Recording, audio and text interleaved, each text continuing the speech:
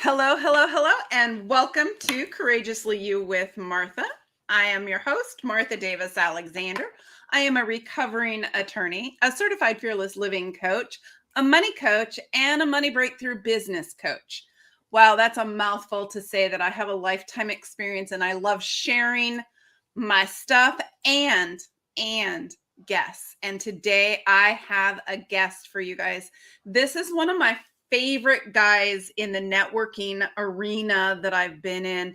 Martin Salama is known as the architect of the Warriors Life Code, and we're going to talk about life in just a minute. Welcome, Martin. Oh, thank you so much, Martha. And you are one of my favorite people, too, that I've met through this networking world we're in. Thank you. So I'm going to tell a little bit more about you, Martin, because I want our peeps to listen up. Martin specializes in helping people who are frustrated with their life. Does that sound familiar to anybody out there? Quickly shift their mindset to uncover their greatness so they can live their true potential and enjoy life.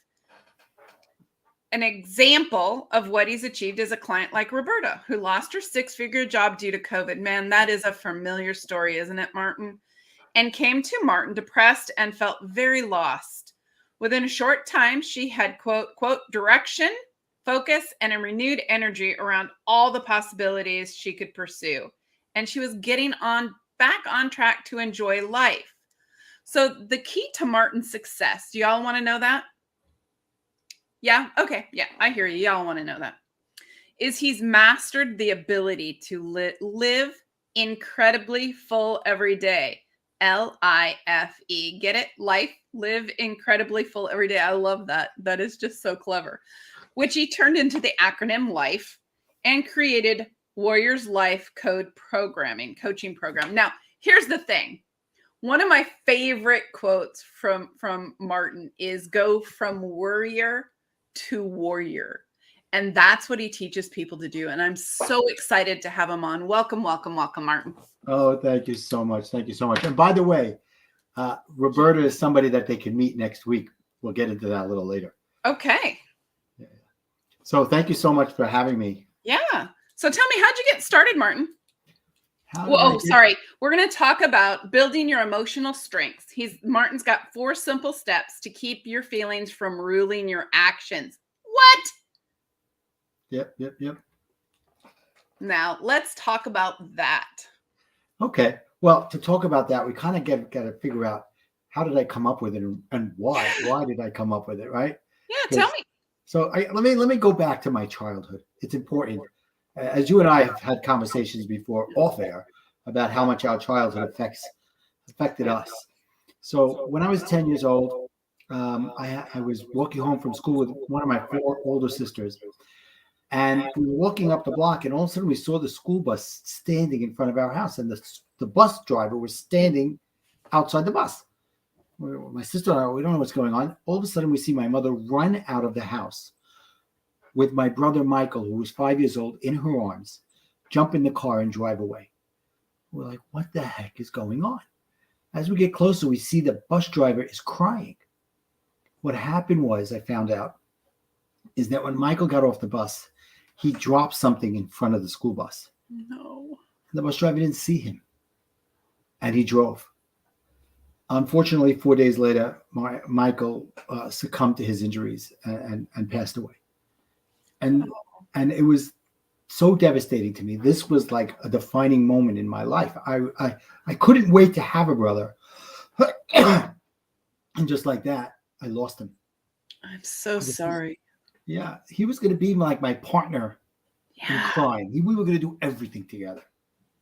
Yeah. And just like that, he was gone. And at 10 years old, you sort of take the blame, you take the responsibility. And being the only boy, I told myself a story that now my job is to make my parents happy. Because they're in a state of tragedy, and trauma. And I had nobody said this to me when I'm a 10-year-old. And that's what I'm thinking. So overnight, I became a people pleaser. And this is something that stayed with me for the next 40 years. Yeah. You make those decisions when you're a kid and they just stay with you until you choose something else, right? Yeah. Things just that, and it doesn't have to be that dramatic. I mean, that's a mind-blowing story, Martin. I am so sorry. Thank Um, you. and I can see how the mantle of people pleaser and fixer came part of who you were. Right. And you know, I learned, it took me 40 years to learn this, but when you become a people pleaser, you also, in my case, I became a control freak. Yeah. I took everything personally, Mhm. and I had a very short temper. Because if everything wasn't going exactly as I thought it should go so that I could please everybody else, then I had to keep fighting until it was about me always being right. Oh. You know, because I wanted to make sure that everybody else was going to be happy. And this continued. This was how I was as a child, and it continued when I got married. So imagine this: I have my parents that I'm trying to please, and I have my wife I'm trying to please. What happens when you spin all these plates? It's crazy. That doesn't always work very It doesn't really work. well. And it was a tough thing. And I ended up realizing much later in life that I was pleasing no one, especially not myself. Mm. So now let's fast forward to the wonderful year of 2008.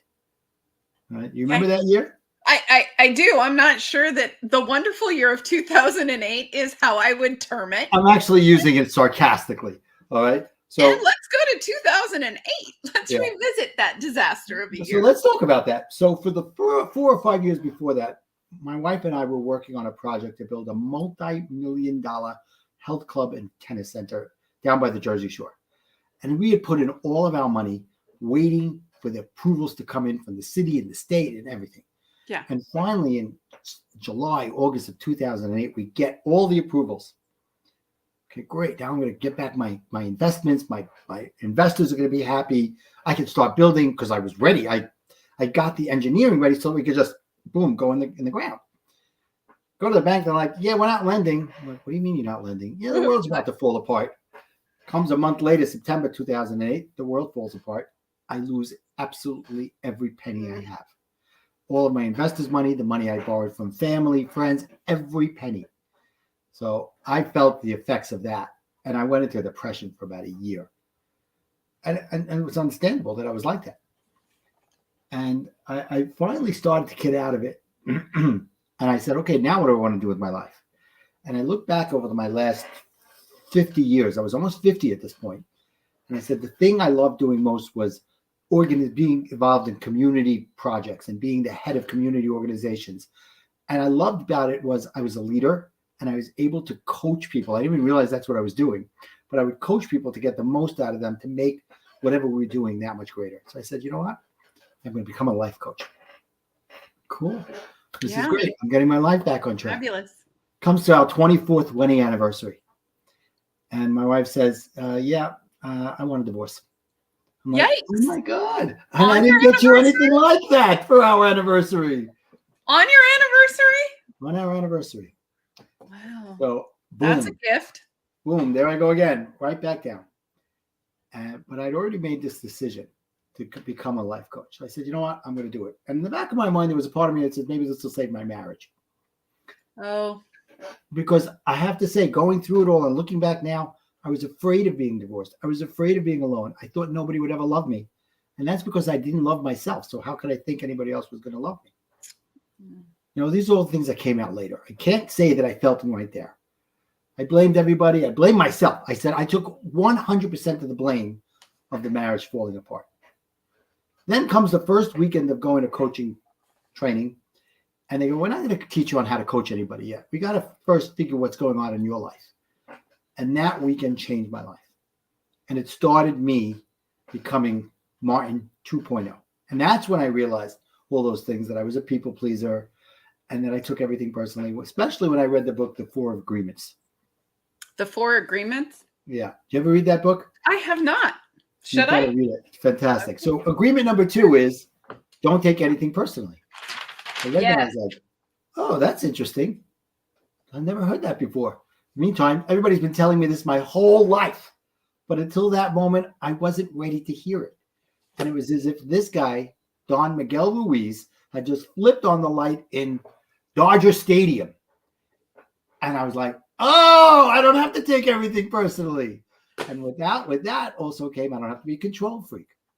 And I don't have to freak out. I don't have to react to everything like a nuclear reactor. And they fall out all over the place. Wow. Yeah. Wow. That was a pretty powerful weekend for you. Yeah. I mean, of course, it took a while for all of that.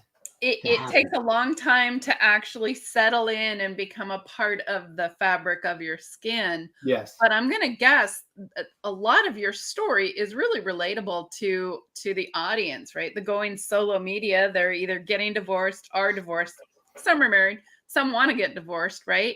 But everybody has those moments in their life where they just hit that place where they're like, what the heck? Yeah. Yeah. Look how publicly correct I was about that. Yeah. What the heck, right? Where am I going to go from here and stop kicking me when I'm down? Yeah. Exactly. Right? Exactly.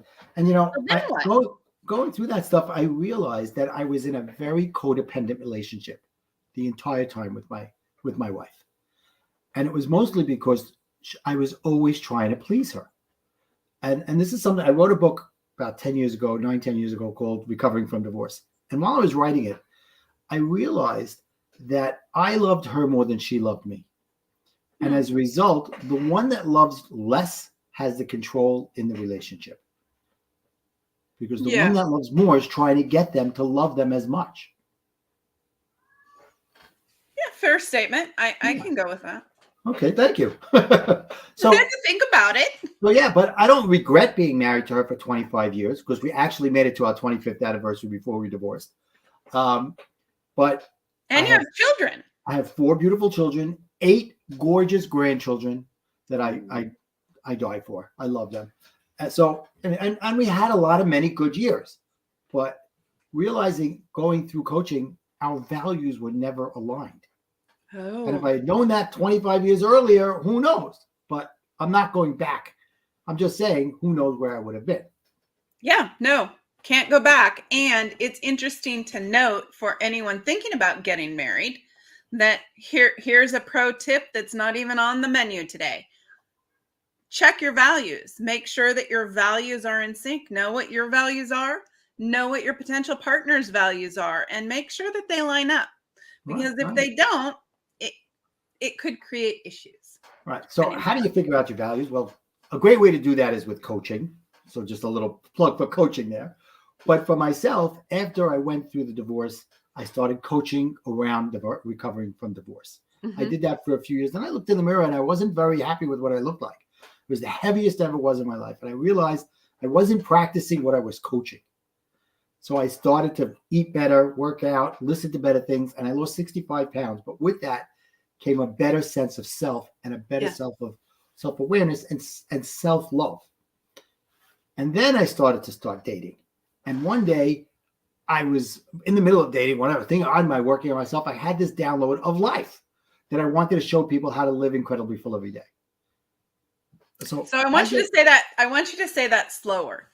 Live incredibly full every day.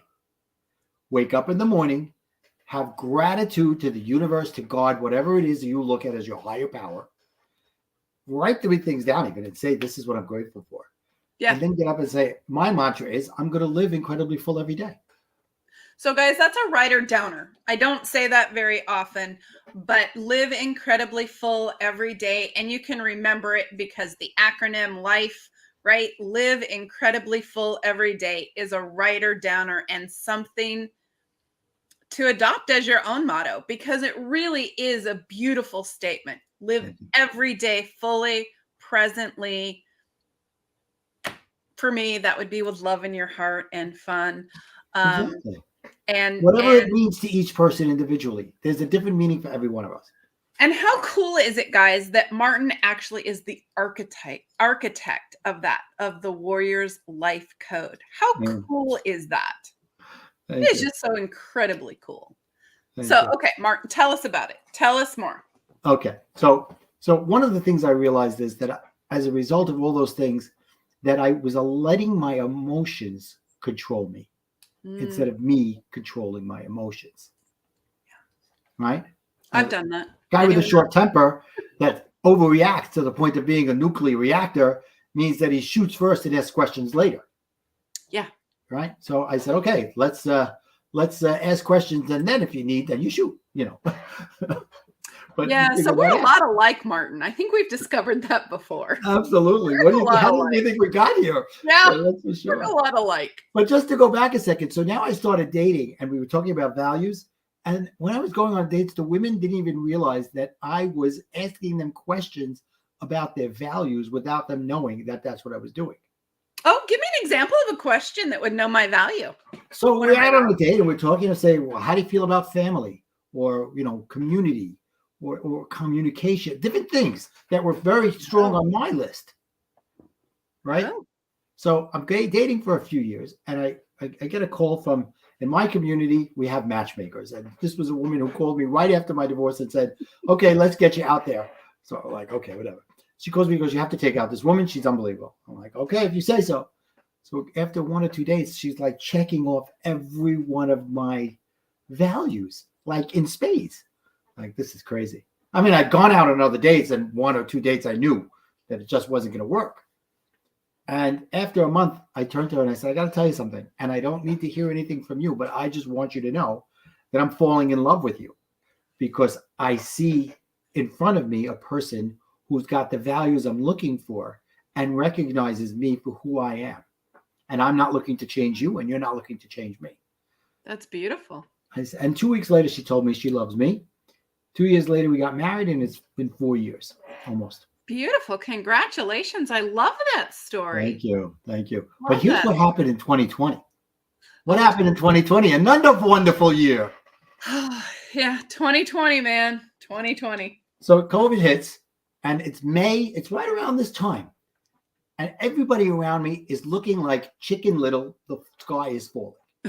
Yes. Right? Everyone's like, the sky is falling. I'm like, where? I don't see it. Why am I not seeing the sky falling? Why am I not worried? And everybody's worried. Yes. I realized the last 10, 12 years of going through every crap I went through prepared me for anything, even COVID. And I got into Facebook and I said, guys, I get it. I see where you are. And I want to show you how to go from being worried to being a warrior. I love that. And that's where the warrior to warrior came from. I love that. That's another writer downer, you guys. Martin just has them all over the place, right? Go from warrior to warrior. Who doesn't? Right. Who wouldn't rather be a warrior instead of a warrior? Right. So to me, a warrior is somebody who's gone through adversity. You know anybody that's gone through adversity? I don't know anyone who hasn't gone through adversity. Right. But how they come out of adversity. Absolutely. Either a warrior or a warrior. Yeah. So which one are they? I'm a warrior. Okay. I want to come out of adversity. You're a recovering warrior. You are a warrior. I'm a warrior. I go with the warrior part. And I'm a recovering attorney, Martin. Right. So now I built all this up to start talking about how do you build your emotional strength. So how did I build it? Because I realized that my emotions and my lack of control was getting me into trouble. Oh. Right? Yeah. I was the guy that woke up my kids every day in the morning for school. And when they weren't getting on the bus, I'd be outside screaming, wait, they're coming! Wait, the bus is coming! Every parent on the block knew me. I can see that. That is awesome. Awesome. Because that was me freaking out on my kids. Get out here, Mr. Yeah, that's good. That was me. That also sounds familiar. If my kids were here listening now, they'd say, "Yeah, that was Daddy." Yeah, that was Dad. So I looked at those things and many other examples. I'm like, yeah, okay. Now that I understand that I have to take things personally, what does that mean? It means I don't have to be the hovering parent. It means I don't have to be there to make sure they never fall, because they gotta fall. They gotta fail. And it makes you know that they're powerful and they can learn from their stuff the same way we did. I love that. So when we come back, you guys, we have to take a short break. As much as I don't want to leave this discussion with Martin, and neither do you, we're going to dance a little jig to the commercial music. We're going to look at really pretty jewelry. This is Courageously You with Martha. I'm Martha Davis Alexander. You can reach me at marthadalexander@gmail.com or at Courageously You Coaching, or if you really want, you can call me or text me at 805-422-6865. And if you want to reach Martin, we have Martin at, and that's MARTIN at thewarriorslifecode.com. That's TheWarriorsLifeCode.com. And just so you know, thewarriorslifecode.com is also his website. So you can reach Martin there. And he has a really special gift that we're going to drop in the second half. So you just make sure y'all come back after these short messages.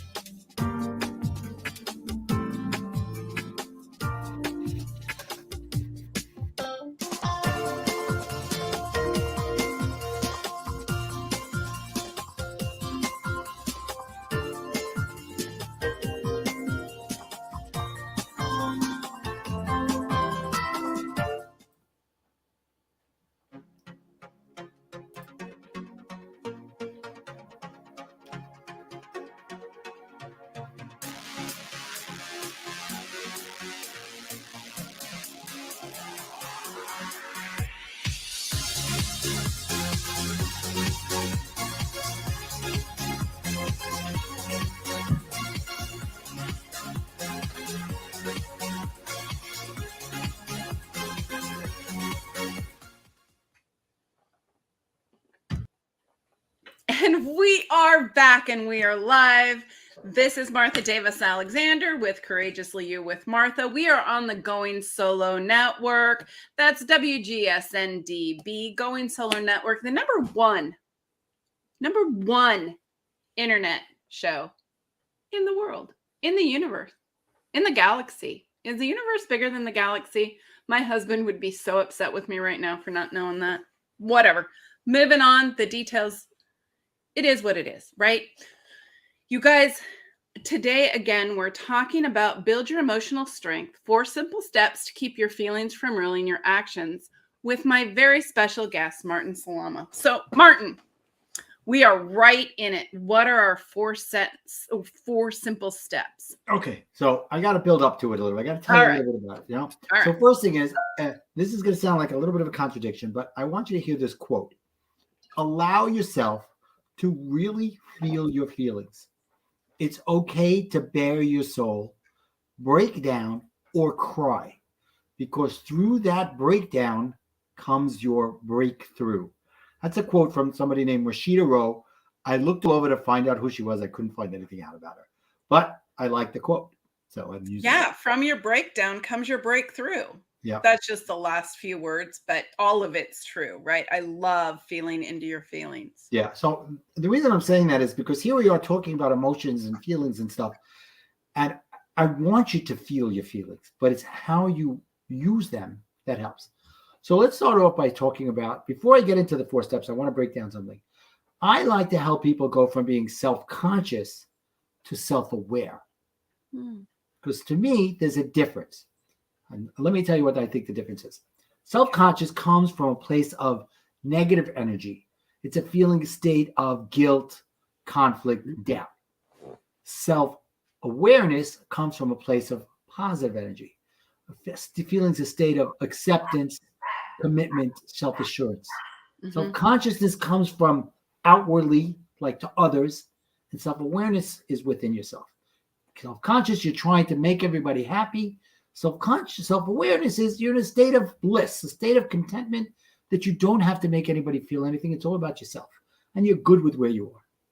Okay, so about yourself in a non-selfish way. So people were not saying it's yeah, just yeah. about you. We're saying being self-aware is the key, right? Yes, It's the yes. key to starting. It's the starting point. Yes, and it's self-conscious is feeding your ego, right? And usually it's your ego that's making you do things you shouldn't do, right? Dang ego. And I flick him off my shoulder. Self-awareness comes from humility, and humility is so much more than the word they've turned it into. Humility is a state of being, of humbleness, of contentment, of just hanging. Hang 10 for you out there in California. So anyway. Right. So now, kind of like you and I are right now. We're hanging. We're content. All right. So now let's go into the whole heart of this. And now that you get that idea, so how much should how you feel impact what you do? Right. So if you look now, you don't look very further than the 11 o'clock news.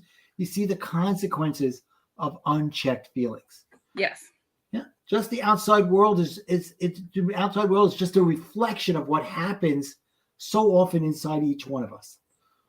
So what are we to do with our feelings? Ignoring them or serving them is not a good option. Both extremes lead to momentum, lost momentum, unnecessary harm, and confusion. So how do we feel? So let me get my breath there. So how do we feel our feelings without letting them rule or wreck our lives? So that's where the four-step process comes in. So first thing is, there's a difference between emotions and feelings. Okay? If people think they're really the same thing, and they're not. Emotions tell us what we like and dislike, where feelings tell us how to live. Emotions state there are good and bad actions, and feelings state there's a right and a wrong way to be. Emotions establish our initial attitude towards reality. The feelings establish our long-term attitude towards reality. I'm not going to go through the whole list, but just to give you an idea, joy is an emotion. Fear is an emotion. Happiness is a feeling. Worry is a feeling. Enthusiasm and emotion. And you're going to get a chart that's part of the gift that I'm going to give you showing the difference between emotions and feelings. All right? Yeah. And that chart is called the vocabulary of emotions and feelings. All right? And the way that looks is you can't see it, but it's across the top. You'll see happiness, caring, depression, inadequate, fear, confusion, loneliness, anger, a bunch of them. And then going down the list, you'll see strong, medium, and light types of feelings. For example, let's say you're feeling anger. So what kind of anger are you feeling? Are you feeling burned up? Are you feeling enraged? Or are you feeling medium, like belittled or cheapened or criticized or annoyed, like let down? Yeah. Right? Does that make sense? Yeah, total. Okay. I'm following you. Cool. So that's number one. So the idea is, now that we understand that, there's 4 steps, and guess what? The 4 steps use 4 different letters. No way. Guess what the letters are? L.I.F.E. Yes, that's right. So winner, chicken dinner. So L, listen. I, identify. F, find. And E, engage. So I'll go a little deeper now. L, listen to your inner voice and acknowledge your feelings. Okay. I, identify your feelings. F, find out why. Question your feelings. Like, as a lawyer, cross-examine your feelings to yourself and say, why am I feeling this? I love to cross-examine. It's one of my favorite skills. There you go. And then E, engage and change and take action. Oh, I like that. Yeah. So let's break it down. Okay. Step 1, listen to your emotions. L, give yourself permission to feel. Detach the need to act or judge. Okay, So your emotion says, oh my God, I'm so angry, right? But what kind of anger are you? So give yourself to feel that anger. And don't say, should I feel anger? Should I jump out and kill somebody? Whatever. Don't just feel the anger. Yeah. And then comes the next part. Ask yourself, what am I feeling? Be specific and write it down. And you'll get, as a gift, a worksheet to write down. Here's the question I asked, and write down, what am I feeling? Write down your answers. Okay? So then the next is to identify your feelings. Take out that chart that you're going to get with the gift and say, okay, it's anger. Is it rage anger? Is it middle of the road anger? Or is it just kind of like, I'm a little pissed off? Go deeper and build your vocabulary, because when you put words to it, now it's starting to take hold of it, right? Because you're allowing yourself to go through the process. And it's funny, people always say, oh, coaches, they don't want you to be angry. No, that's not what it's about. We're not all about peaches and cream and happy. It's okay to be angry, but it's what you do with the anger that makes the difference. Yeah, I always tell my clients feelings are not right or wrong. They're not good. They're not bad. They're feelings. Right. Feel it and process it so you can let it go. Right. So now if you take those feelings and they'll help, and you build a vocabulary around them, that will help you more fully understand about how you're feeling. Yeah. I love that, because most people don't understand. We're not taught to feel our feelings and to identify what our feelings are. So right. That's beautiful. I love that chart. Right. Which leads us to number 3, find out why. Cross-examine your feelings. Test and evaluate your feelings to determine their validity. Okay. Ask yourself questions like, why am I feeling this way? Should I be feeling this way? Are they helping me or harming me to feel this? And how am I doing it?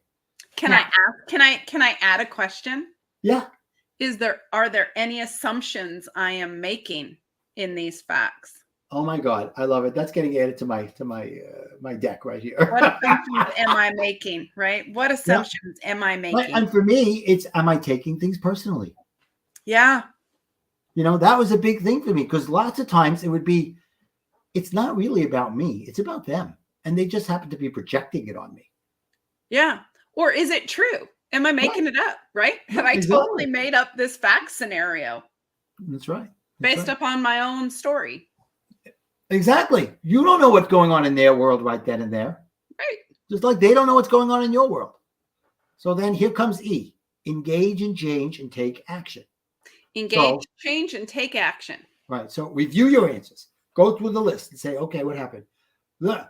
Say, I was angry. And I'll give you an example. Let me just go through this, and then I'll give you an example of my own personal life.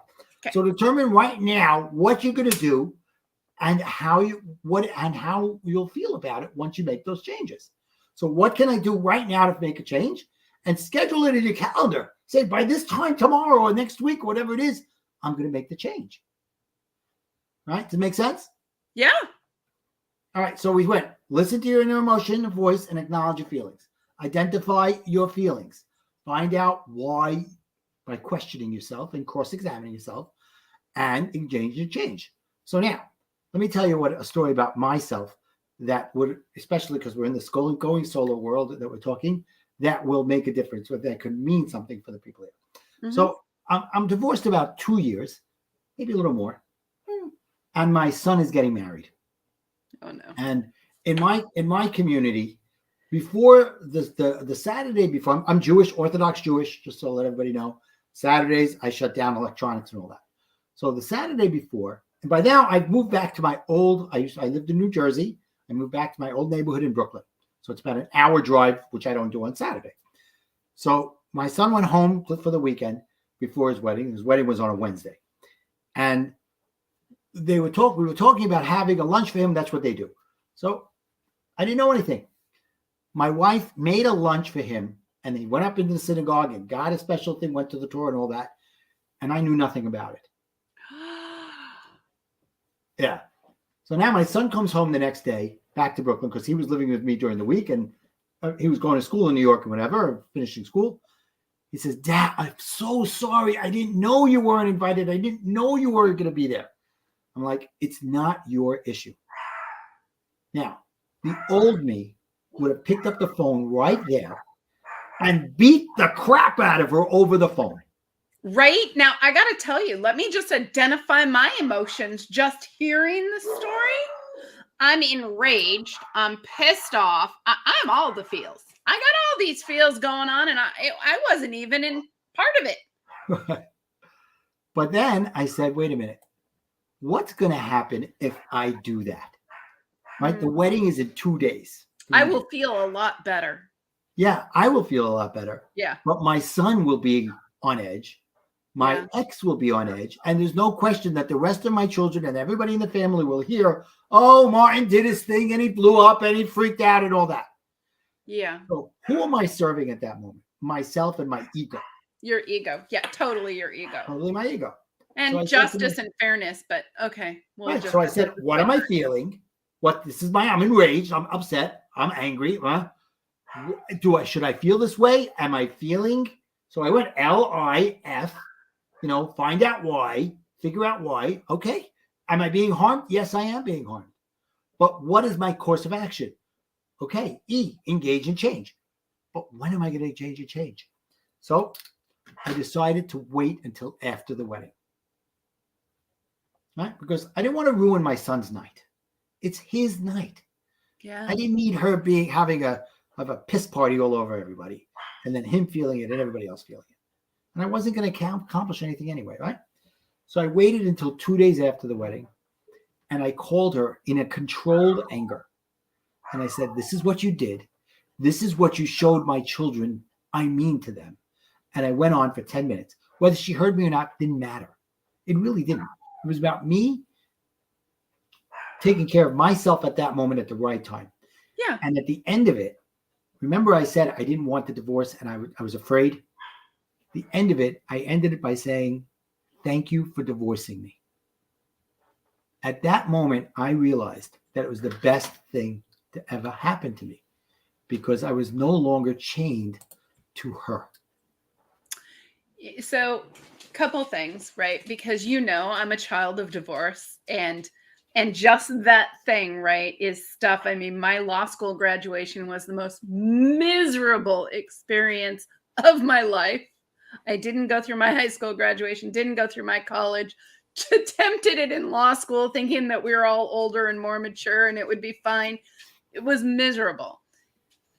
And I wish, right? I so wish that my parents had understood what you just explained, right? How to listen to their feelings, how to identify them, and how to put their ego on hold, not to not be heard, because everyone has to be heard, right? When you've been hurt, it doesn't do you any good to bottle it up inside, but to wait to a time that it didn't impact anybody else was such a beautiful thing, right? That is such a beautiful kind of angry story.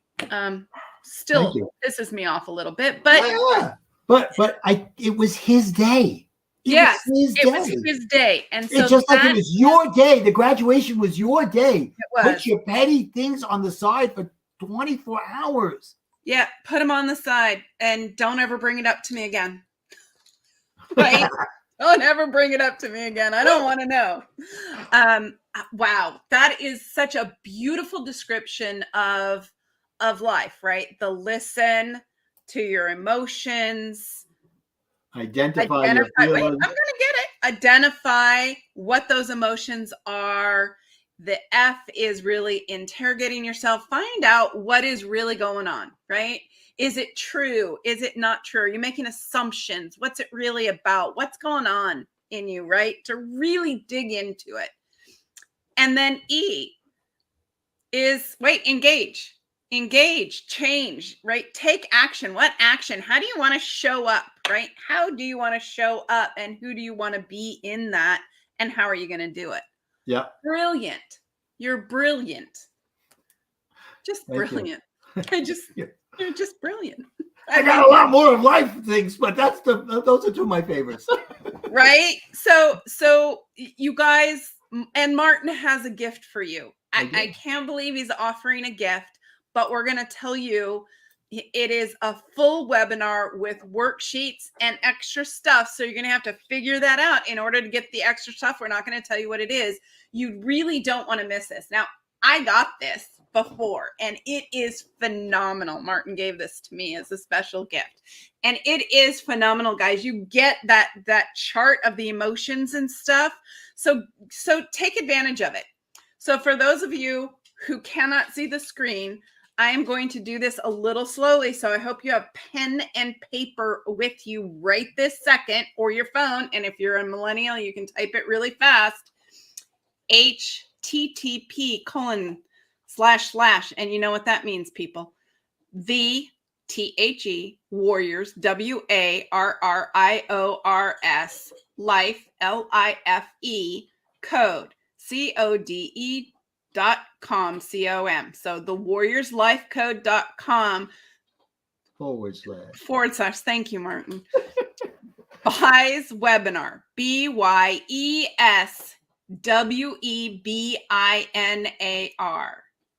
Buys is build your emotional strength webinar. Oh, look at that. BYES webinar. Okay, that's after the warriorslifecode.com / BYES webinar. Guys, grab that.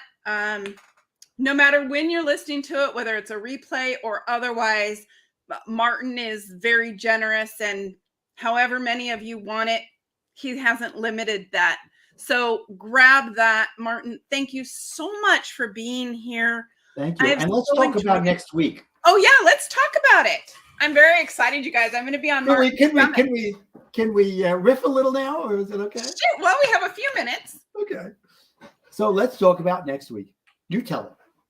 So Martin has a summit, and it is, Martin, you're going to kill me because I don't have it right. Entrepreneurs Abundant Life Summit. Yeah, the Entrepreneurs Abundant Life Summit, the L.I.F.E. Come on, guys. And you know what that means, right?